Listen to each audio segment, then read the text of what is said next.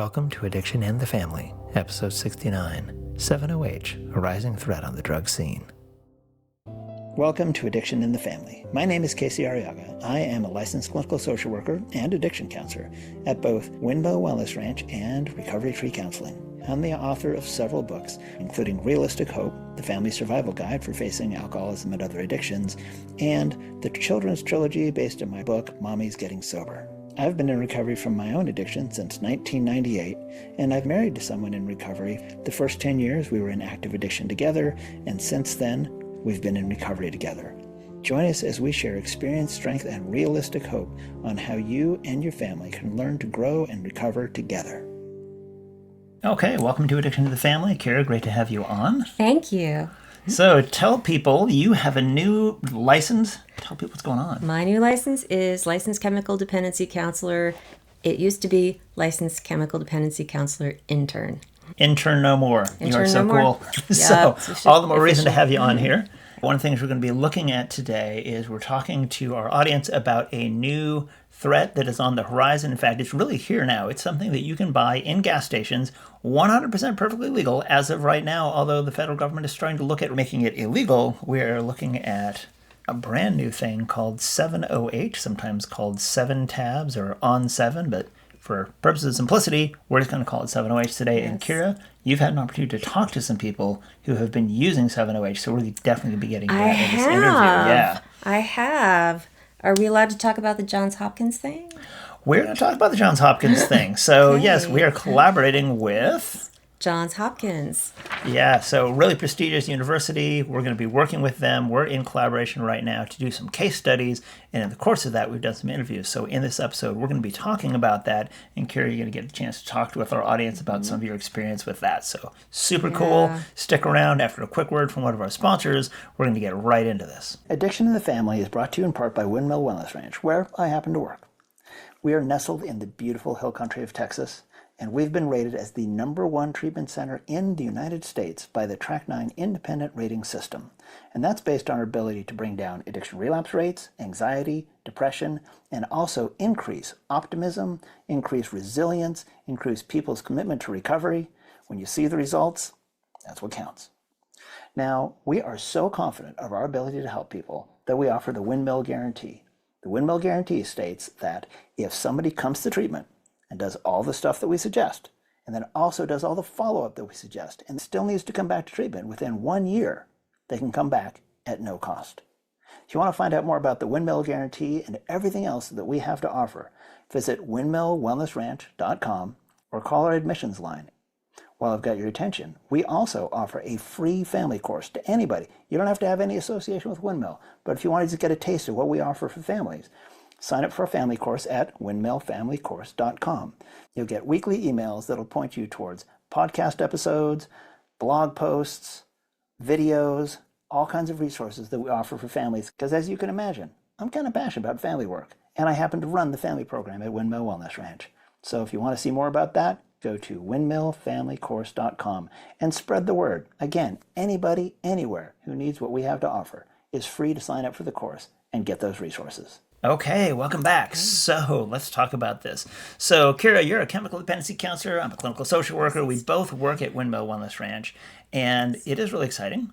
We are doing this collaboration with Johns Hopkins University, and in the course of that, we get to supply a lot of clinical data because they have the chemistry. They're looking at broad-based stuff, what in social work called macro work. And we get to do the micro work, which is working one-on-one with people. And so we've seen kratom get used for a long time, right? What can you tell our audience about that? Okay, once upon a time, there was a little plant named kratom. And people would make tea out of the leaves, and it was calming, no stronger than caffeine, generally speaking. And then humans decided they could purify it, kind of the way we did with the coca leaf. If you've ever heard of cocaine, it originated with the coca leaf, and people would chew that, and it wasn't terribly bad for you in that form, but when we turned it into cocaine, it became a whole different animal. That is what has happened with kratom. Yeah, so it started out, like you said, people would brew a tea, just like we used to brew beer, like the Egyptians would make beer, right? And Yeah. while we knew people get drunk, and there were people that had a substance use disorder, I'm sure even at that point, a lot of times beer was better or wine was better than drinking the water because you couldn't really trust the water. So everyone kind of drank this stuff. It wasn't that strong. But here come human beings, and we just create stronger and stronger and stronger things. Pretty soon we're distilling it into liquor. And there was a time when in England they were saying, man, we need to ban gin. It's this brand new thing. We figured out how to purify things. So yeah, we purified what was going on with kratom into these powders.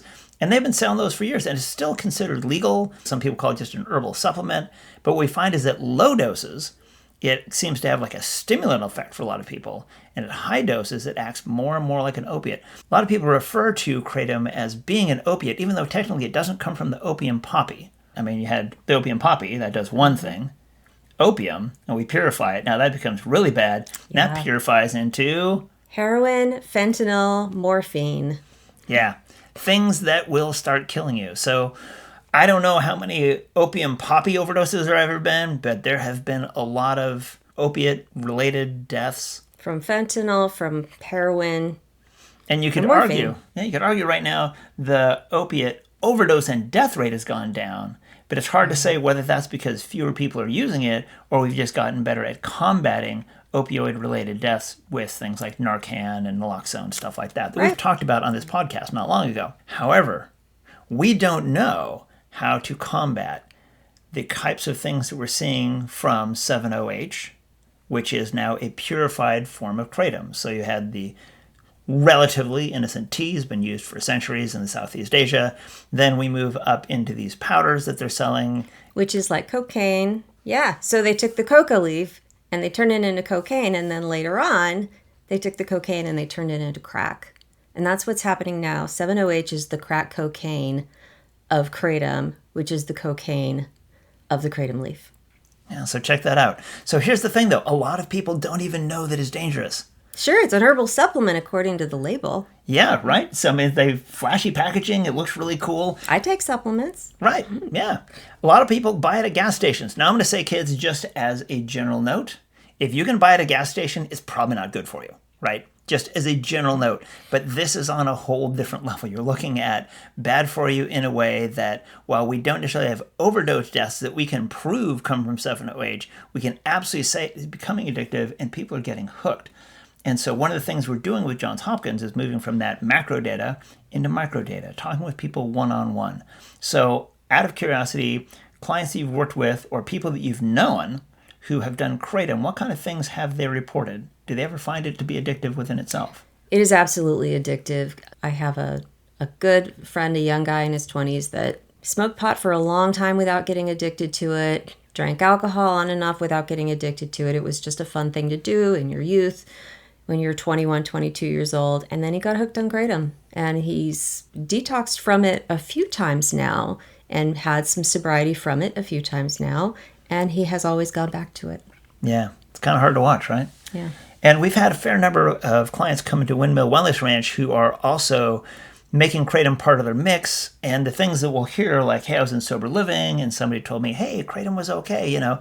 And we started thinking, like, it's even a way to detox off of opiates. And I will say that there are some researchers who are going with that idea. There are some people in the medical field and in the addiction treatment field who will say, like, hey, we shouldn't make kratom illegal. It's okay because we can actually use it to help people get off other things. And they seem to be discounting, or maybe, again, they don't have that direct clinical experience working one-on-one with clients to say, like, wait a second, people are now having trouble getting off that. And it reminds me, you know, in the early to mid-20th century, people were thinking cocaine was a wonder drug. It was a solution to other things. Oh, we'll Absolutely. get people off these bad things. Mm-hmm. We'll get them off cocaine. In fact, you can find it in, what's the popular drink again? What? Oh, Coca-Cola. Coca-Cola. Did you know that actually... Fun sidebar here, that actually cocaine is legally purified so that the Coca-Cola company can use the byproducts and not the cocaine. The cocaine itself goes into dental anesthetic, which is why they call it like Novocaine and stuff like that. Right. And we had a client one time, I remember, I mentioned this to him and he goes, oh, because sometimes when people do cocaine, don't get any ideas here, but they'll rub it into their gums, stuff like that. And, Not that I've ever done that. No, I don't know what we're talking about here. I have done that. Okay, well, you've done it. That's us. So this client said, wow, that's what it is. I was at the dentist. I knew that feeling in my gums and I couldn't place it. Well, down the line, we may have people saying the same thing about 7-OH because what we're finding now is that this, like you said, is kind of the crack cocaine to the cocaine to the original coca leaf. 7-OH is hitting the market and it's being marketed as a great new thing. So you've had an opportunity to sit down and talk with clients who are doing 7-OH because we're seeing more of those people come into the treatment center. So we set out on this mission with Windmill Wellness Ranch. We were going to get some interviews done when we, in short order, had 5 different clients admit who had been doing 7-OH. They were saying this stuff is evil, we need to get away from it. One of them was saying, nope, I don't know what you're talking about, but their spouse was saying, this is evil, you need to get away from it. And in short order, 4 out of the 5 of them left treatment within the first few days because what they were experiencing for withdrawals was enough that while there were various reasons that people always give for leaving treatment, suddenly, whoop, whoop, whoop, whoop, whoop, within a few days, they were all out the door, only one stuck around.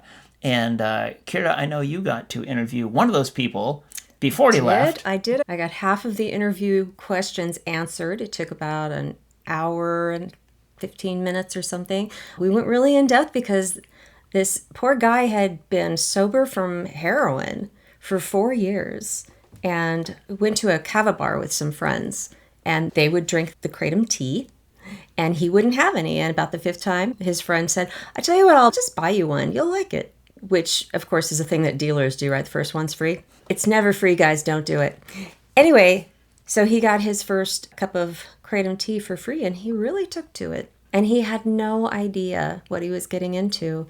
And he can look back now and look at all the other factors in his life that made him say yes to that little cup of tea and say, I'm going to go to the gas station and pick some of this stuff up, or the head shop, or wherever he got it.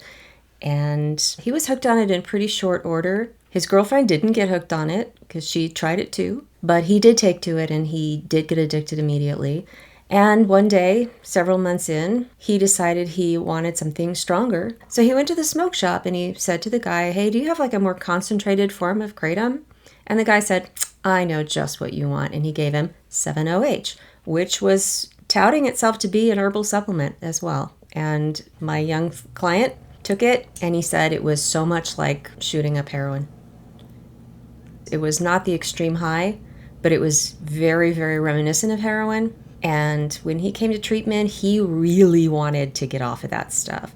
He could see the end coming. He knew it was going to be bad. He hadn't lost everything yet, but it had happened before when he had to quit heroin.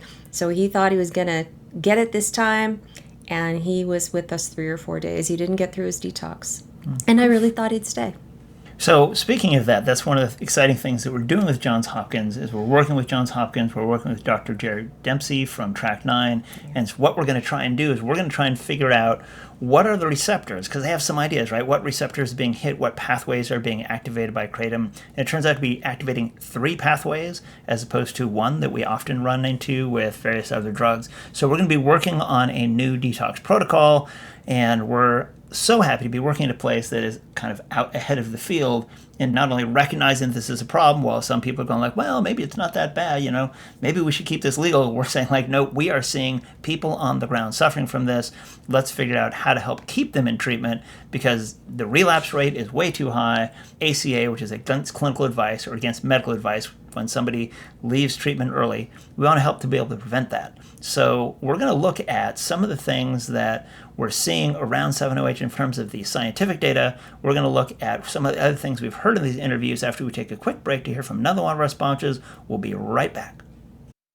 Among our sponsors, the most important one is you. We're just so grateful for your support on our mission of helping families find recovery. Here's some ways you can help. If you know anyone who could benefit from our message, encourage them to listen and subscribe. Hit that like button. We are so grateful for all of our subscribers on Patreon. So if you are able to support us in that way, we are so incredibly grateful for you. You can also check out any of my books. We've got Realistic Hope, Family Survival Guide for Facing Alcoholism and Other Addictions. We have the trilogy based around my book, Mommy's Getting Sober. Those are children's books, which are great to spread that message. And each one of the books also includes a guide on how to talk to kids about addiction. And also have my book, Spirituality for People Who Hate Spirituality.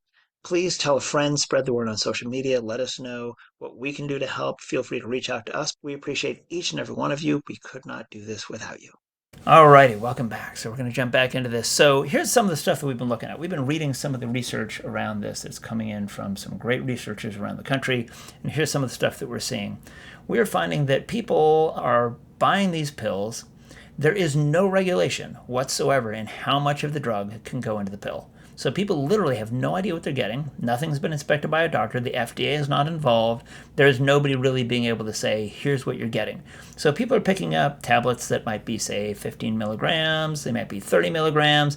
They don't even know what that really means, right? It's just a label on the side of a pill. So what people are finding is they're chewing them. They can vape 7-OH, and they're getting into it. And then what we're finding is, are they taking 1 or 2 pills? Are they leaving it at that? They are not. They are not. They're taking often 3 to 5 a day. It definitely escalates. My guy, after a month, he was doing 5 times a day, 30 milligrams. And by 4 months, he was doing 5 times a day, 80 milligrams. And of course, the pills don't always give you what you're expecting from the last time you bought them, because they may not actually be 80 milligrams or might not actually be 30 milligrams. Right, because there's no law around any of this stuff yet. And I say yet. My hope is that this becomes regulated, but what we're running into right now is people have no idea what they're getting. And they're saying things like, I took my first pill, got about 20 minutes down the freeway. So we're on the freeway, ladies and gentlemen, driving at freeway speeds, and it suddenly hits. And he said he had to pull over because it just felt so opiate-like, where he just felt completely relaxed. He felt at ease. And that sounds nice, right? Who doesn't want to feel relaxed and at ease? Except actually, we can be way too relaxed and at ease while we are driving a motor vehicle, which is a really heavy piece of equipment that is potentially deadly to you and the people around you. And nobody warned him this is what you're getting into. The guy who sold it to him just said, like, hey, this is flying off the shelves. Sure. Hey, cocaine would fly off the shelves, too, if you're allowed to carry that in your shop, man. So he pushes it across to this guy. Our guy picks it up, has no idea what he's really getting into, and pretty soon he's hooked. He said within 2 days, I think, he said, I had built a tolerance. And this is a guy who's done a lot of other drugs, so he knows what a tolerance is. And then he's starting to feel withdrawal, and then he's getting afraid of withdrawal. He's trying to quit. He finds himself buying regular kratom, just to sort of get through. And he just can't get himself off of that until he comes to treatment. And he said an interesting thing. We asked the question, if someone you knew or loved wanted to do this, what would you say to them? And he would say, stay far, far, far away, because this stuff can really get you tangled up. Now, we have some people who are saying, well, we haven't seen overdose deaths, so maybe it's not that bad. It will be soon, I think. Also, it's getting combined with alcohol and THC and other things, just because, people experiment on themselves.